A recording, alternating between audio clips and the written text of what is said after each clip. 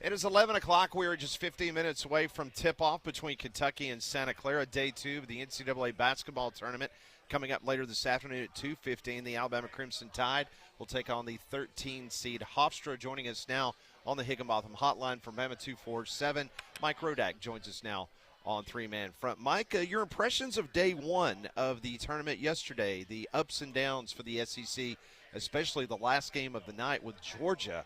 Man, they look bad. Yeah. I mean, it's always tough to make sweeping conclusions about the entire conference. I think there's obviously some teams that perform well. I think A&M was probably high on that list. Obviously, Georgia was lower on that list. We'll have to see what happens with Kentucky and Alabama, and Tennessee has been stumbling a little bit. We'll have to see what happens with them. So, it's all kind of independent things, but I think the tournament overall it's been all right. Maybe if Duke had lost, I think there would have been a lot more juice to yesterday. Obviously, people were kind of hoping and waiting, you might say, for that to happen. Didn't happen. Michigan played Howard tight pretty close, or Howard played Michigan tight pretty close, and then they blew them out in the second half. So the High Point Wisconsin game, cool. It's not really a tournament so far that's had a ton of upsets or a ton of games that are these big bracket busting games so far. What is your quick study of this Hofstra team revealed to you? Could we be looking at a white knuckle nail biter like we got with some of those games? Yeah, I mean, I think they're certainly a capable team. I think even before the Aiden Holloway arrest and suspension, I think they were already a fairly popular upset pick. For Alabama, I think the way Alabama played against Ole Miss probably plays into that. But Hofstra, they went to Syracuse and Pitt this year and won. Those are kind of lower tier ACC teams this year, but even then, it's still a pretty good accomplishment. To go on the road to those places and win. It's their team that their best players are in their backcourt in terms of Cruz Davis, who played under Rick Pitino at Iona, played under Rick Pitino at St. John's. He was Walter Clayton's backup back at Iona before Walter Clayton went on and became, basically the best player in college basketball last year at Florida. So he's a pretty capable player, CAA Player of the Year. Preston Edmeade is another one of their guards, freshman who's shot the ball really well. And then I think the interesting part about this Hofstra team is that they're pretty big in the front court. It's not your typical mid-major team where you feel like Alabama or an SEC team could just be bigger and longer than them. I mean, their center, Silas Sunday, who's from Ireland originally, he's 7 feet, 282 pounds. They have a couple 6'10" guys, coming in after him at the 4. So it's a pretty big team. I think Alabama's going to try to push the pace and see if they can kind of wear those guys out. But Sunday's been a pretty good rebounder. I think he's had double-digit rebounds in 3 of his last 4 games. So, have to see. I think obviously Alabama's favored. They're still an 11-point favorite, down a little bit, with the Holloway news. But it's a game that you can see the path, for Hofstra to keep it close, and then it's just kind of a matter of who's making the shots and what's Alabama doing? Is it more the Ole Miss version of Alabama, or is it more the Alabama we saw in some of their other, big wins where, they're doing a lot of things right? Mike, I wanted to ask, just in your opinion, what you think it might look like today replacing Holloway. I heard Nate Oates. I know he said that, you might see Amari Allen playing a little bit more at the guard position potentially. And obviously Wrightsville, Bethea, those guys probably going to need to have a bigger role. What do you think that backcourt's going to look like with Philon, and could the absence of Holloway maybe disrupt some things for Philon as well? Yeah, I mean, it could. I think your top 3 guards are still going to be, Philon, Millette, and Wrightsville in some combination, and then maybe you do play Allen more at the 3. And just from reading or listening, I should say, to what Nate said, this past week, I think he's high on Taylor Bowen in the way that he's played lately. He's high on Noah Williamson in the way that he's played lately. I think part of that might, be trying to pump them full of confidence, because I think people who've watched those players have seen, some deficiencies. But I think they're probably more likely to try to use those guys and go a little bit bigger at the 4 and the 5. Play Williamson some more at the 5, play Bowen and Jemison at the 4. And, like I said, Hofstra's got some size inside, so you can counter that with some size yourself. And I tend to see that playing out more than Bethea getting a ton of minutes. I think he will play. I think he'll have somewhat of a role, but for him to step in and be Aiden Holloway in the lineup, I don't really see that happening. I think they trust Wrightsell. They trust Millette. Those are 5th and 6th year guys. They're kind of locked into what they need to do. Bethea is a younger guy. He's kind of a fun-loving guy. I think Nate likes him, but I think at the end of the day, Nate's going to trust his older veteran players more and kind of their maturity that they have. So that's kind of how I see it playing out personally. Mike Rodak joining us here from Bama 247 as we preview the Alabama-Hofstra game coming up. So I'm going to do the thing that you should not do, but I am going to look ahead because I'm interested in your thoughts on the potential next opponent for Alabama, that either being Texas Tech, who it's been well documented with Toppin out, injuries have affected that basketball team down the stretch. Akron has been considered all season long, even though Miami of Ohio put together that impressive record. Most basketball people told you that Akron was a better basketball team. So say Alabama gets past Hofstra, which is a matchup that would be better suited for Alabama on Sunday, Texas Tech or Akron? That's a good question. I haven't studied both of them well enough to have a good answer on that, but I think, with the way that Akron plays, they're up tempo. They're 31st in tempo. I'm looking right now in KenPom. They're 52nd in offense, which is really good for the MAC, 64th overall. They're probably a confident team. Like you said, it's been overshadowed by Miami of Ohio in that conference all year, but could very well have been the better team. And, the analytics say they're the better team than Miami of Ohio. So, I think I don't want to overlook Texas Tech because they're top 20 themselves. I mean, there's a lot of things to like about Texas Tech that I don't think just get automatically erased by JT Toppin being out. But that's going to be an interesting 5-12 game. Obviously one that a lot of people are picking Akron to win as an upset. But either way, if Alabama gets past Hofstra, I don't know. It's hard for me to say what's the better matchup. I just think from a confidence standpoint of having another team that's going to come in and kind of play loose and play free, I think Akron's probably the more dangerous team to me. Mike, with North Carolina's exit from the tournament, there's some buzz there in Chapel Hill that Hubert Davis might voluntarily walk away from that head coaching job. I'm going to beat everyone to the party and ask you, how long before we start hearing the Nate Oates discussion nationally, possibly to UNC? Yeah, I mean, it was something that crossed my mind, too, after the game last night and after, listening to Hubert's press conference, which was a little bit of a bizarre. Was that not bizarre? Yeah. Whew. Yeah. And, you go back 5 years ago, and when the Duke job opened and the North Carolina job opened and the Syracuse job opened, Nate Oates at that time had been a very kind of fast-rising coach. They had just won their SEC title in 2021, and his name came up at that point.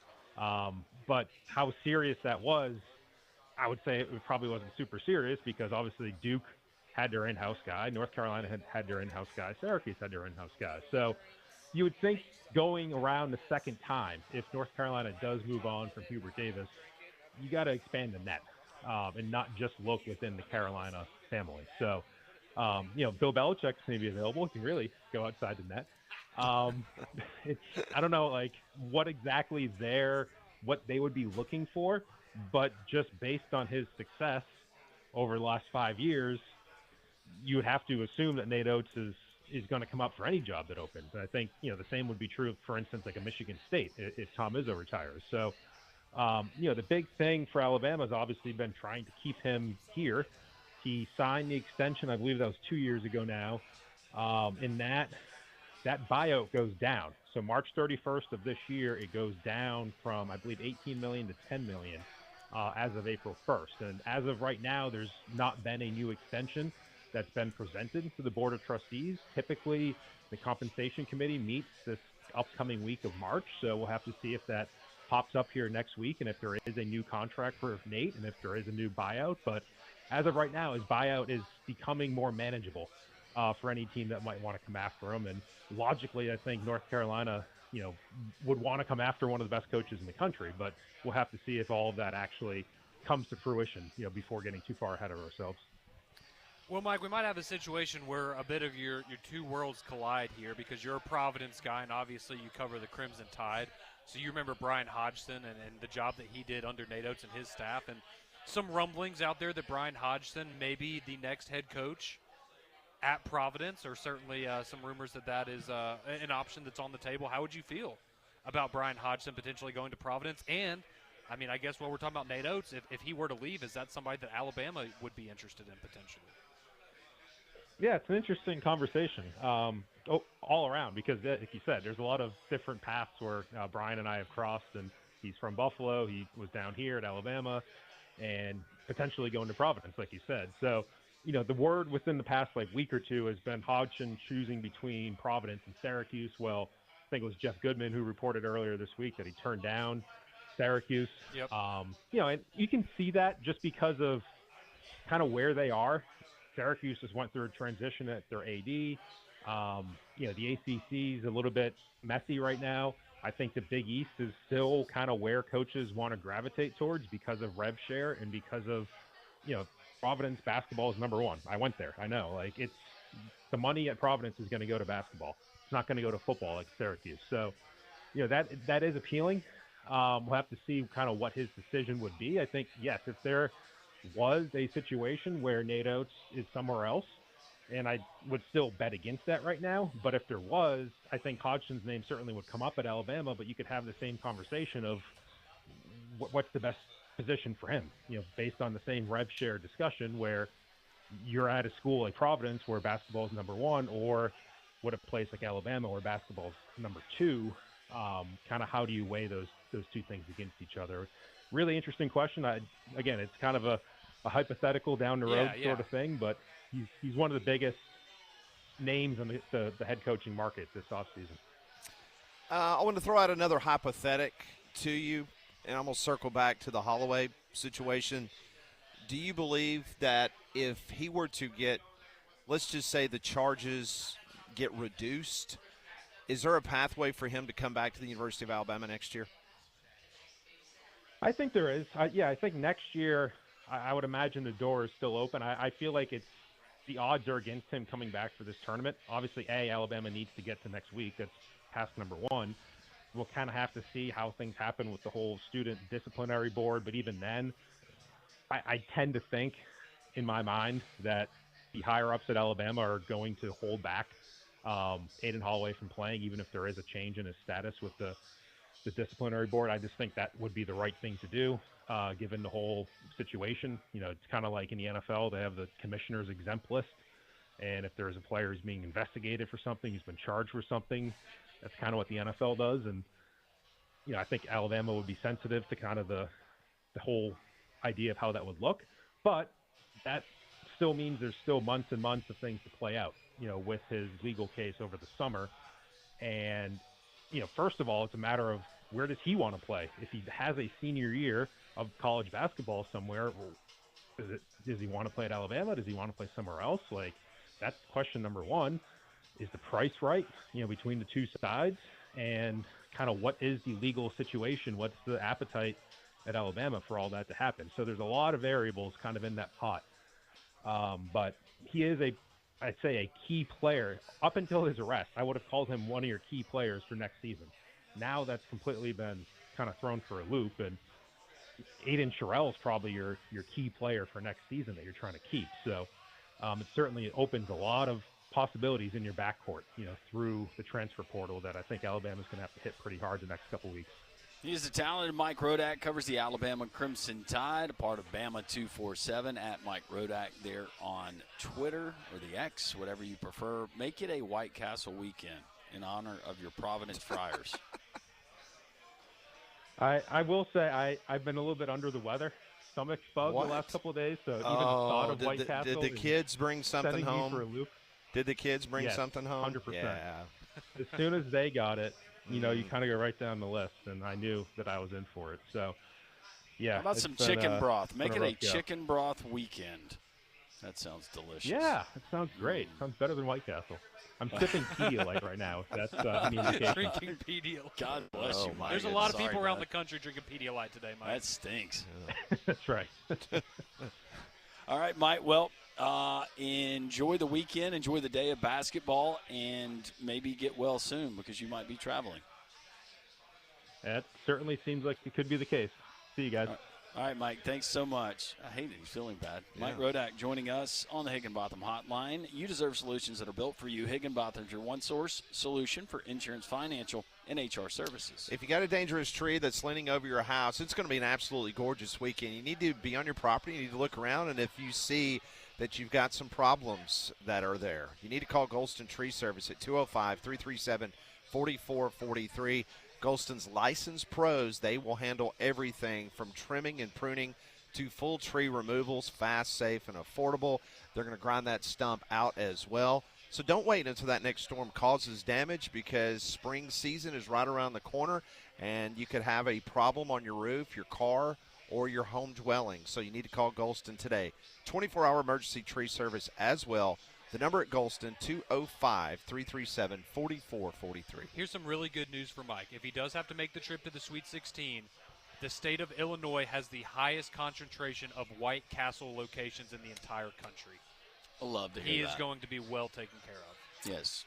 Just win 2 games, Alabama. Sweaty burgers, that's what they call them up there. What about our Jocks listening crowd? I know it. I mean, we look out here and we see so many friendly faces that we see, no matter whether we're at Social Taco.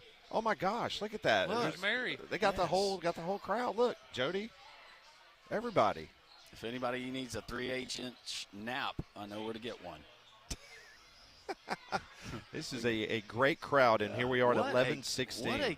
What a casserole of people that we have here. That is fantastic. We appreciate everybody supporting Jocks and supporting our sponsors. We will be here until 2 o'clock. Bama tips off at 2:15, but when we come back on three-man front, Emily Smar from the Tuscaloosa News, they got an update on some very interesting information about Aiden Holloway. We'll share that with you next on three-man front.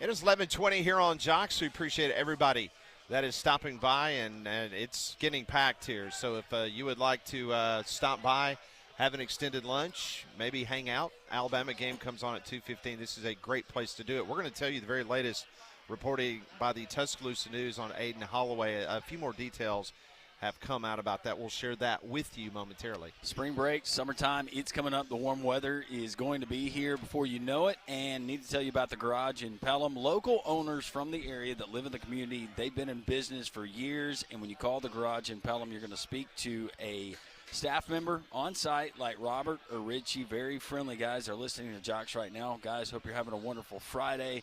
But with the warm weather coming up, you need to get that AC check right now. They've got a $40 off AC check coupon there at thegarageinpelham.com. They got 4 new AC diagnostic service machines to handle the newest refrigerants, and it's certainly worth the drive. It's conveniently located right there in Pelham.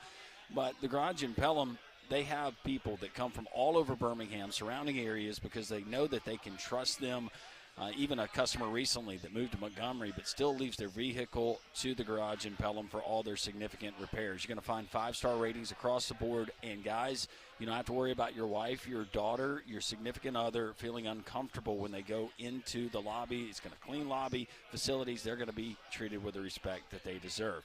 TheGarageInPelham.com. Check them out. Always tell them Landrum from Jock sent you. So Emily Smar, who covers the Alabama basketball beat for the Tuscaloosa News, she tweeted out just a couple minutes ago that a complaint for forfeiture has been filed in the Tuscaloosa Circuit Court to seize items found in the search of Alabama guard Aiden Holloway. The complaint notes that an agent located $400 in U.S. currency in a jacket pocket in Holloway's closet. Also, Emily Smar is reporting that these documents obtained by the Tuscaloosa News shows that the complaint revealed that Aiden Holloway told agents that he got the marijuana from someone out of town. Holloway also told agents he estimated that he had a quarter pound and allowed agents to look through his phone, which showed drug transactions. So, based on that, that leads me to believe he's trying to say that he thought he only had a quarter pound, but he actually had 2.1. I don't think that's a mistake you would make.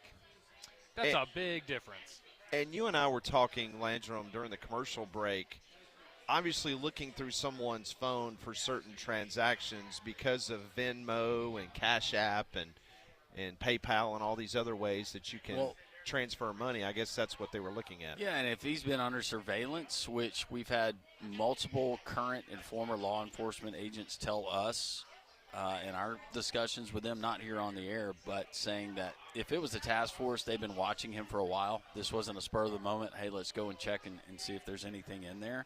So if they can match up what they had on surveillance, if they have surveillance, and correspond those with some of these text messages that they've recovered, then I think that only solidifies their case if you're the prosecution. But that's just us trying to piece together the limited information we know, but we know now more from Emily Smar, who just put that out there.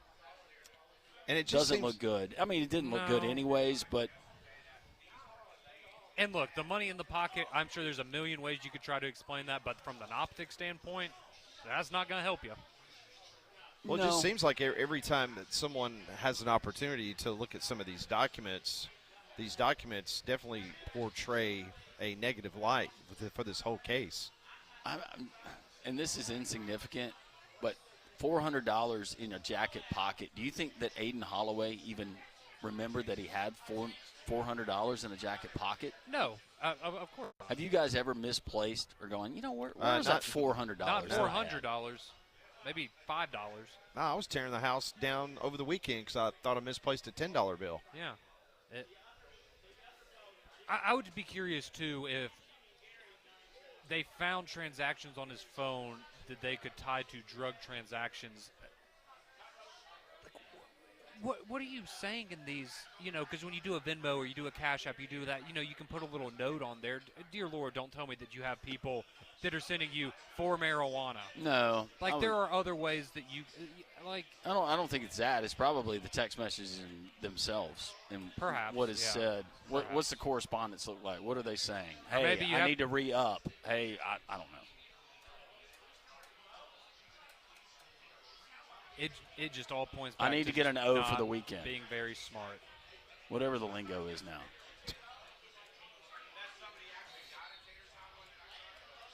Got to come up with some better code names, perhaps. Or just not sell drugs.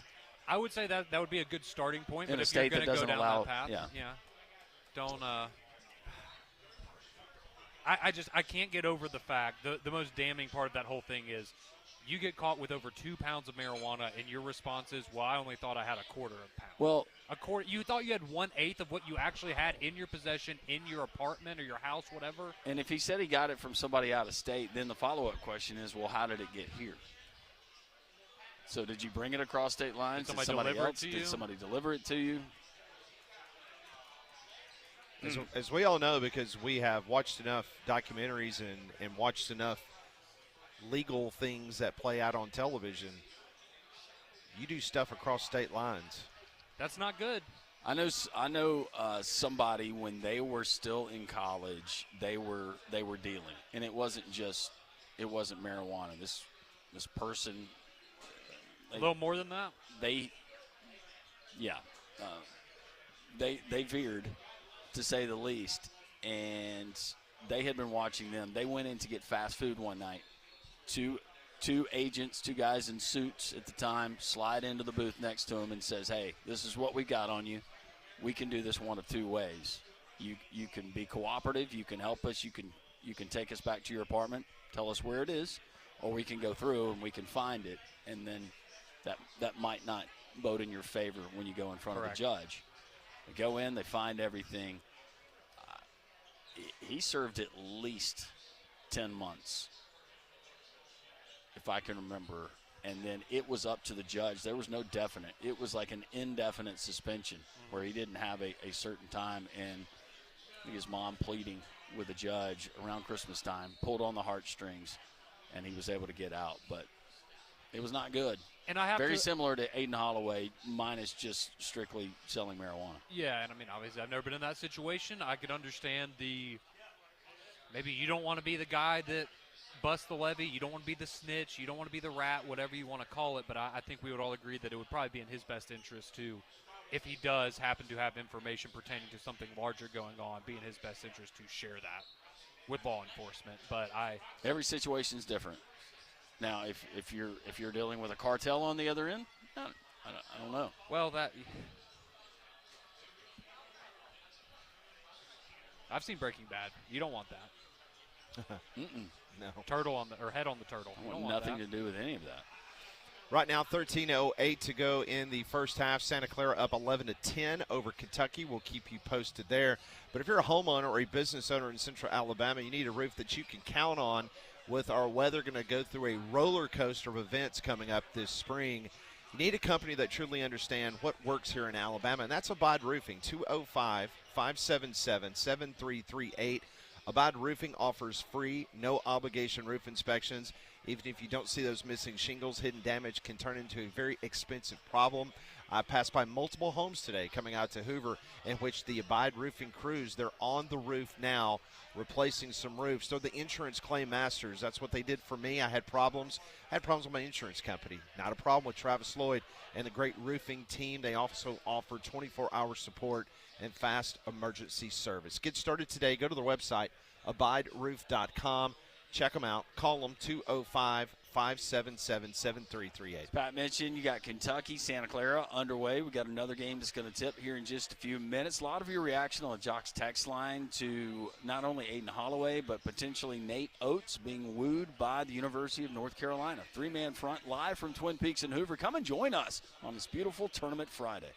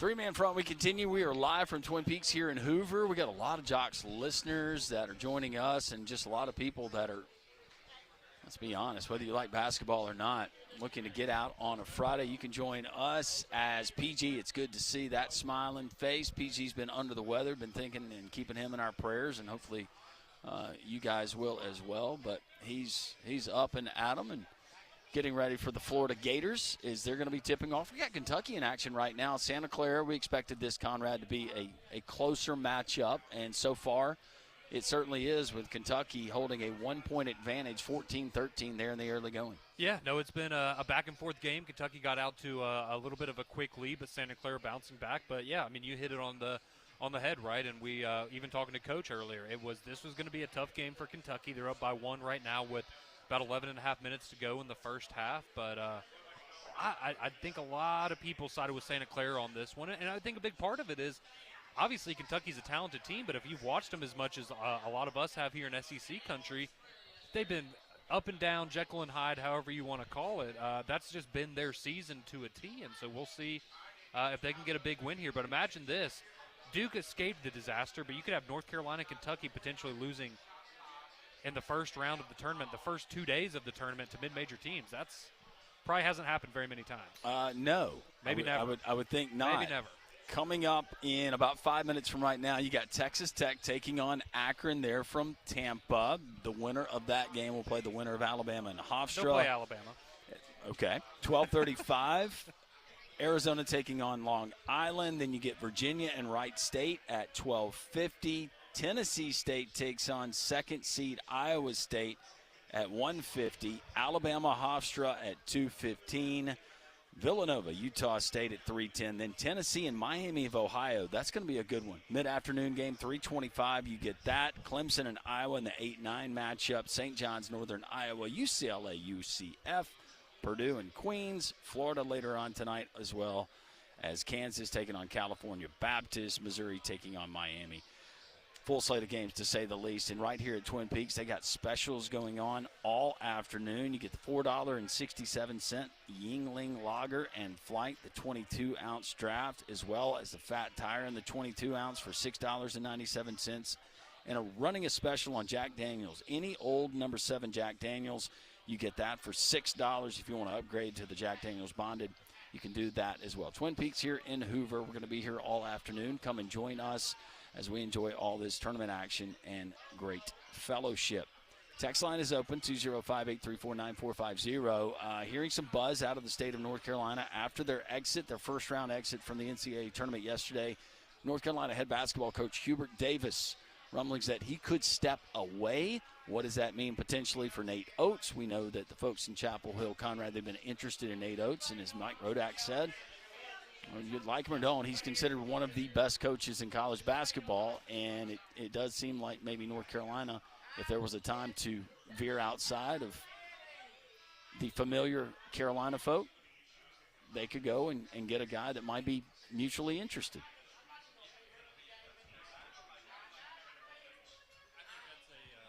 That's a fair point to make there, Landrum. I mean, we know that with North Carolina and Nate Oates, that's something that's been brought up in the past, right? That school maybe would be a suitor for Nate Oates at some point in his career. At Alabama, you do wonder, right, with the situation with Holloway and what's going on, is that something that does that almost discourage North Carolina, right? Do you start to go and look in a different direction just because that's been, the biggest story in the SEC and really college basketball since the tournament, this week leading into the tournament? And I think North Carolina, let's be honest, right? It's one of those jobs that we talk about in college football, whether it's an Alabama, an LSU, a Georgia, a USC. Like, it's one of those jobs that will get top-name talent from all around the country that's interested in it. And they're going to be committed to that program, and they're going to be expecting to win now. So it would be interesting. Those rumblings will happen if Hubert Davis does indeed either get fired or step down like there are rumblings of right now. Nate Oates' name will come up, so just be ready for that. But I know Alabama obviously will do everything they can to keep him, I would imagine. And Mike Rodak even brought it up a couple of years ago, right? The Kentucky job opens. What does Alabama do? They give him a contract extension. They make that buyout very unattractive for other programs to keep him in Tuscaloosa. And maybe that's something that happens again. And certainly if they have a nice weekend here in the NCAA tournament, make it back to the Sweet 16, you could see Alabama wanting to give him a little kiss and try to keep him there at the capstone. Yep. Well, it's interesting because one of the writers that covers North Carolina, he wrote an interesting column today, and it was talking about the iconic Carolina blue has faded under Hubert Davis. I guess it's faded under Hubert Davis. He but took him to a national championship game. You could have said that the same thing, and prior to Roy, they've had other coaches that have fallen short as well. It's a tough job, and Bill now, Gullidge, that comes to he was the interesting thing that Alabama fans, they're certainly familiar with is, do your standard, your expectation change when the landscape around you changes, and how your program was run for so many years, and now some of the players that you could naturally get, those players aren't standing in line waiting to see if you'll evaluate them and offer them a scholarship to come and play in Chapel Hill. Well, it's interesting because I'm just going to read you the last line from his column this morning there at Tar Heel 247. He says, Davis loves this program and all it stood for since his uncle Walter started for Dean Smith in the 1970s. He wants to remain a part of the lore. UNC basketball is part of Davis's fiber, so he doesn't want to be hated. Multiple sources close to him have said that quite a few times over the past 7 months, and that's why this may never come down to a decision made above unless it has to. And I mean, we've seen that in the past where coach looks around. I mean, the self-awareness is, I think, in some ways commendable, right? To say maybe I'm not the right guy to carry on this program, but I don't want to leave it in a bad spot, so I'm going to step away now. And I'm sure he would still be able to be involved with the athletic department and with the basketball program because he is a legend there at North Carolina. But it's crazy to think, man, this guy won the ACC last year. He was the ACC Coach of the Year, and here we are a year later and talking about potentially having to step down because he just can't get the job done or meet the standard of North Carolina. But it's one of those programs. They expect to win and compete for Final Fours and national championships every year. Well, I think that last line in the article says everything you need to know, which is he is going to go out on his terms. He still wants to be that guy that will come back and get standing ovations. He does not want to be a Mike Shula at his alma mater. Or a Scott Frost. Yeah, exactly. So he would rather bow out and walk away under his terms and still be at alumni events. And I commend him for doing that and at least having the foresight to be able to say, I don't want to be like those other guys because it's sad. And it takes a humble man to do that. And that there's a good chance unless you're Nick Saban or you're Roy Williams or Mike Krzyzewski, there's going to come a time, especially at this day and age, where you don't meet expectations, and it's not always your fault. You get a bad cycle of players, you get injuries, whatever. Hubert Davis, I commend him. I think more coaches probably should have that mindset when you get the offer and you accept it to go back to a place where you are beloved, in a place that you cherish deeply. Because after that, where do you go back? You think about that. That's sad. Yeah. I'm sure that Mike Shula at times has wanted to go back to Alabama, but couldn't do it because of the way things ended. 205-834-9450. A lot of texts rolling in. This one in response to any buzz, any kind of rumblings. Again, we're not reporting that there's anything going on. Hubert Davis still has a job, but this is buzz and natural connections. We were tied to that job. This one reads, I've spent a lot of time at Chapel Hill. I don't see Nate Oates as a fit. Okay. Honestly, when Alabama hired Nate Oates, was Nate Oates a fit in Tuscaloosa, Alabama? He's a good basketball coach. He wins a lot of games. That's what North Carolina needs. Away from that, Faye texting in, got some bad news. Desiree had a family emergency, so I'll miss y'all today. Was looking forward to cheering on the Tide with Conrad, RTR. Well, Faye, I hate that. I'll drink a cold one for you, Faye. Maybe next year. Yeah. Maybe next year. That stinks. I guess Hastings gets 2 beers now because I was going to buy him and Faye both one, but now it's just going to be Hastings if he shows up. Is there a word on the street that Hastings won't show up? Would it not be on brand after everything he's put me through to just pull the rug out from under me? Well, and I have some very pertinent questions and things that I need to discuss with him. And like what? Personal things. that could What do you mean, potentially personal things? could potentially impact me and my family, and I need his input on some things. Hastings he talks to a lot of people. He gets a lot of interesting information. Need to discuss with him. Okay. By the way, I found your text on the Pamela Anderson. You can read that one. I will not, but it was very entertaining. Going back to our conversation with Wimp, guard the cotton picking dribbler. It's good advice from Coach. This one coming in, little college baseball flavor. Number 2 Texas at number 5 Auburn this weekend. Horns down. What even is a Longhorn? Only one I know is Hey-oh, happy Filthy Friday. Auburn playing for number 1 in the country this weekend. College basketball can't hold a candle to college baseball. So you could be that fan base, right? Or you could go watch the Auburn-Texas game and then also watch Auburn-Seattle on Sunday. Be a great weekend. It would be. It's supposed to be a record high of 89 degrees. That's the projection right now for Sunday. Wow. 89. And it was snowing the other day? Yes, snowstorm on Monday. And Conrad Van Chaos, just for clarity, he says, I could be wrong, but even where pot is legal, individuals can't sell it on the street. Not supposed to. You have to buy it from a dispensary or something like that, right? And the state gets... It's taxed. Yes. See, that's still the whole thing that confused me about the affixing the tax stamp, and that was one of the charges against Aiden Holloway. I still just can't wrap my head around if it's illegal in the state, how would you do that? Like, hey, just letting y'all know, I've got this illegal drug, and I'm going to sell it, so I'm going to tax myself on it. I don't know how that works. Now with dispensaries and legalizing it in other places, it's out of my jurisdiction. Yeah. Yep. We'll all learn together, I guess. Yeah. 3-man front as we continue. Where is the sharp money going in Las Vegas? Our buddy JR, his weekly visit next.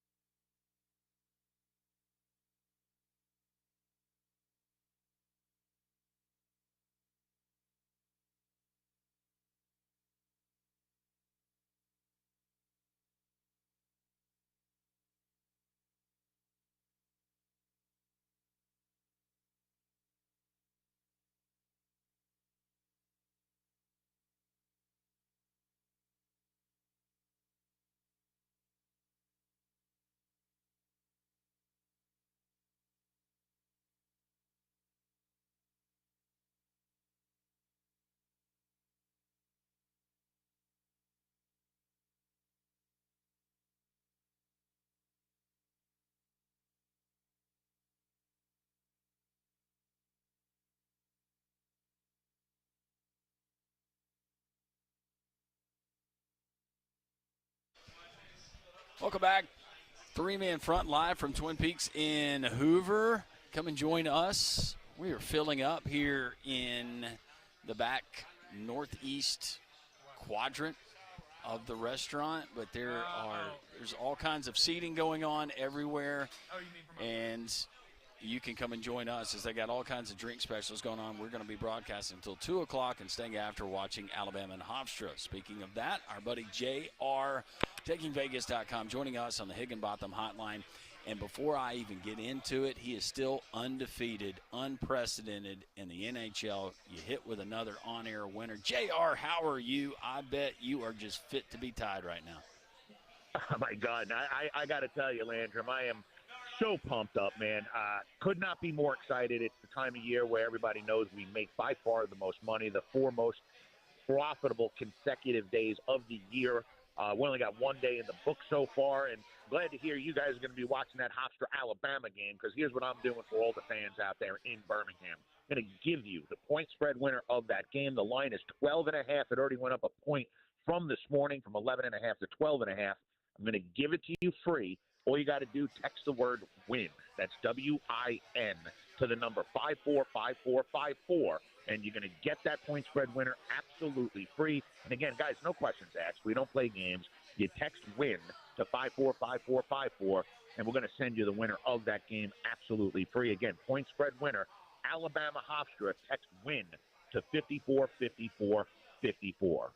And so Molly tells me you're at the Aria there in Vegas. I have stayed there at the Aria. Nice place. But describe your first day of tournament action hanging out there in Sin City. Oh, it's insane. So first off, I got to get up at like 4 a.m. in order to be ready to get everything going, right? So being on the West Coast Pacific time, rather than the normal 6 a.m. Over on the East Coast, I'm up at 4 a.m. over here. But it's great, man. I get set up over at a place right outside the guest rooms, and, you know, I've got my computer, I've got all my contacts, I'm able to get in touch with all my people, and then we start sending out the games, and, you know, then from there, of course, we've got a nice little private setup with all the games running, and yesterday, boy, oh boy, I got to say, man, we gave out South Florida early. I thought I was dead in the water, plus 4.5, down 23 points in that game, and for them to come back and get that cover by just a half a point, and almost actually got an even better cover at the end of that game, but that was exciting. UNC loses. What a game. Oh, my goodness. Biggest comeback, I think, in the history of the tournament. But, I mean, for day one, they just don't ever let us down. I mean, the NCAA tournament in men's basketball is just the most exciting time of year, not only to make the most money, but the action. It comes down to the wire, and you watch these games, a high majority of them really do come right down to the point spread. That makes it more exciting for me. All right, JR, you talk about money management. So for the person who has never heard you preach, and that's what you're doing, you're preaching, money management, that's what you did before you got full-time back into this and what you do now. But money management, for the person who maybe went through their bankroll or half of their bankroll yesterday, tell them what they should do from this point moving forward.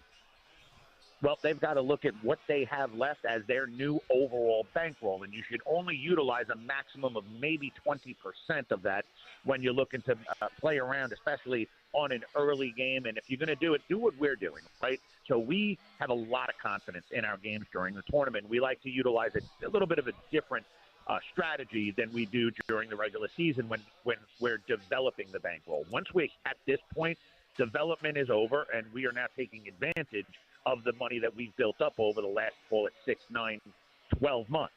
So I'm going to have my clientele roll their money over, but with only a portion of the overall bankroll. So if somebody, let's say, brought $10,000 out to Vegas, they're going to bet, let's say, $2,000 on my first game, and when that wins, we're going to roll it over, but not the whole thing. We're going to put $3,000. Only risk $1,000 plus the $2,000 that you won on the early game on the second game. Now, that game wins, you're up $5K. The smart move, put $2,500 to $3,000 on your last game for the day. Lock in profit no matter what. But if you do win it, great. You pick up $7,500 to $8,000. If it loses, you still make between $2,000 and $2,500 for the day. It's not a disaster. You make a profit. And I mean, look, when we go 3-0, which is what we've been doing, and you've been a part of it. I think you went with 9-1 with me during the tournament one year when you were out here. So We do things right. We protect profit. We attack with their money. And more importantly, we make sure that we hold on to your principle. Well, and he's absolutely the best because he demonstrates that with the free pick. And I'm talking about JR, who's joining us here on Three Man Front. You give the free pick. I don't know a whole lot about hockey, but you and your staff apparently do because you guys are still on a run. You hit with the under in Edmonton you gave us here and our listeners on the air last week. Who you got for us this week, and what is the record since they broke for the Olympics and came back? So we did give a little back, and I'm always, you know how I am, man. I'm very transparent. We went on a 31-2 run to start NHL, which is insane after the break. And since then, overall now we're 35-7. So, not the greatest over the last week, but we're right back in action. And I mean, look, the NHL, man. I got to say, I have made so much money in hockey over the years. It is extremely predictable along with the money that's coming in and out of these games. So we're going to be taking advantage nonstop. I've got something on air today. I don't think I've given you a loser in the NHL. That's why when they ask me what game I'm going to give free, normally I'd give you a pick in the NCAA tournament. But why buck the trend? Last week we went against. I sat here on air telling you how the Edmonton Oilers are the number one team in the NHL on going over, and I said, but not today. Friday the 13th go under. We nailed it. Now today, you got the Hurricanes going to Toronto to take on the Maple Leafs. The line on this game is 6.5 on the total. It won't come close. I'm expecting at least 8, if not 9 or 10 goals in this game. Go over 6.5 in that Hurricanes-Leafs game. That's your free pick on air. But you guys are serious about making money, and I know you are. And even if you just want to have some fun, we've got the winner of the Hofstra-Alabama game. It's absolutely free. All you got to do, text the word WIN. That's WIN to the number 545454. You'll get that game absolutely free. Again, you get it through text message. No games being played here, guys. We're here to make you money. Text WIN, WIN.